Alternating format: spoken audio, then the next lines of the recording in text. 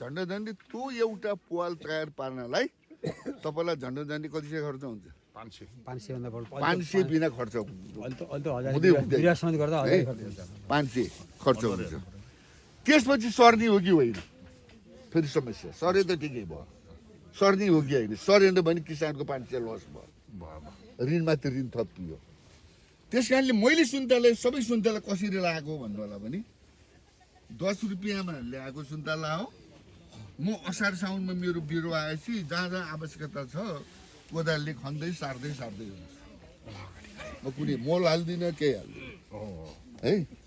त्यसपछि सरिसकेपछि अर्को सालबाट मात्रै मैले मल दिन्छु है सर्यो भने सर्यो सरेन भने 10 रुपियाँ जुवाखेर है मैले लगाएको त्यो सुन्तला यी सबै त्यसरी नै हुर्किएका सुन्तला हो र अब अहिले बुट्टाहरू ठुला भयो अब यसलाई विभिन्न न्युट्रिसनहरू चाहिन्छ र अधिकांश सुन्तलाहरू भाइरसबाट मर्यो भने जुन हल्ला छ ग्रिनिङ भाइरसबाट म त्यो पत्याउँदिनँ है विशेष गरेर पौष्टिक तत्त्वको अभाव चाहिँबाट हाम्रो सुन्तलाहरू धेरै मरेका छन् र अर्को कुरो व्यवस्थापनमा विशेष गरी ऐजर मार्नुको चाहिँ पछाडि एउटा के छ भन्नु होला भने हामी ऐजरु भन्छौँ त्यो बेरिएर तपाईँहरू के भन्नुहुन्छ मलाई चाहिँ थाहा छैन म देखाउँछु अब यो सबै झ्याउ हो यो अलग हो यो जम्मै ढुसीहरू यो सबै चाहिँ यो यसले आफूले कमाउनु होइन यसले बुढाको कमाएको खाने हो है यो चाहिँ बेग्लै हो यो ढुसी हो त्यस कारणले अब मैले के गर्छु त भन्नु होला भने अब यो भन्नुहोस् कतिपय कतिको चोराहरू तपाईँ आफूले हेर्नुहोस् बुटो यो बुटोको साइज कति बढेको छ बुटो साइज त हो त्यो अनुसार घेरा अब यो साङ्रो हुँदै आयो पहिला अब त्यति भयो अब यहाँ मैले सुरुमा के दिन्छु त भन्नु होला भने यसमा मेरो 40% पोटास 40% डिएपी कति भयो 80 20 मेरो युरिया अब यो एक बुट्टाले झन्डै 1 किलो भन्दा अलिकति बढी खान्छ त्यसमाथि मैले चाहिँ सबै गरेर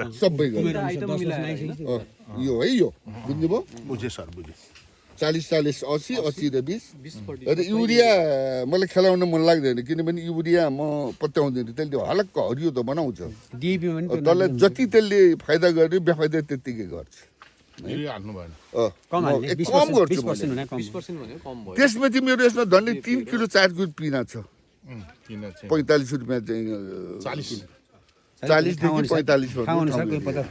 हेर्नुहोस् यो पिना चाहिँ मेरो झन्डै 3 किलो है अझ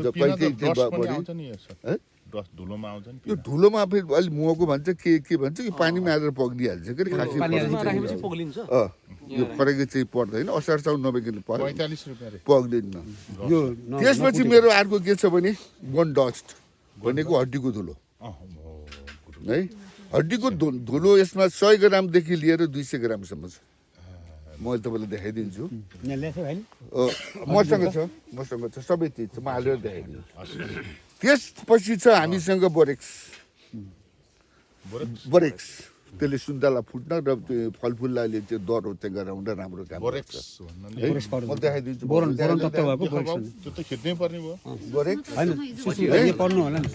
त्यसपछि हाम्रो जिङ्क 50 देखि चाहिँ 100 यहीँ अल्जाइम सबै माइक्रोन्युट्रिएन्ट्स पऱ्यो तिमी यो माइक्रोन्युट्रिसन अन्तर्गत त्यसलाई चाहिँ मिसाइएको विभिन्न तत्त्वहरू यो 50 ग्रामदेखि लिएर 100 ग्राम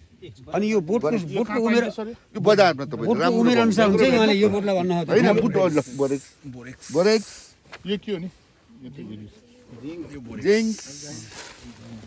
अल्जाइम हड्डीको धुलो अल्जाइम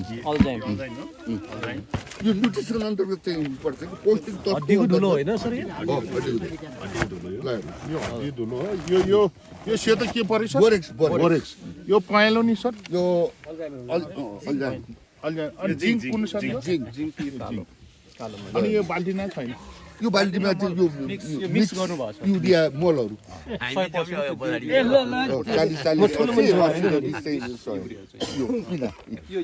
ल यो हालेपछि मिक्स गरेर राख्नु भएको छ यो नाम सम्झौँ न त्यो फोटो खिच्नु पर्छ के ल त बुझ्नुभयो म तपाईँलाई पाकेटी चाहिँ दिउँदै हामी त गल्ती पाउँछ यो नाम मात्रै अहिले सम्झियो यसपछि मेरो हेर्नुहोस् अब एउटाको घेरा हेरेर ल यसो यता एकतिर त्यसमा कुरा हालेछु म